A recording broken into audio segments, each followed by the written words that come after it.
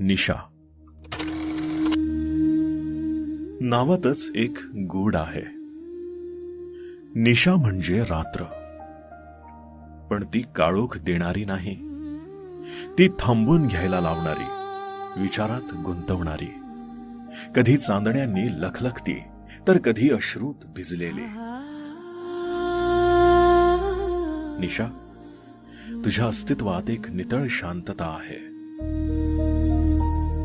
जणू एखाद्या गोंडस लहानग्यानं रडून झोपावं आणि त्याच्या श्वासासारखं निशाचं अस्तित्व जपावं. कधी ती आईसारखी कुशीत घेते, तर कधी प्रियसीसारखी उशाशी गुंतून राहते. निशा म्हणजे प्रेमाची अशी वेळ जिथं दिवस संपतो आणि स्वतःला भेटायला सुरुवात होते.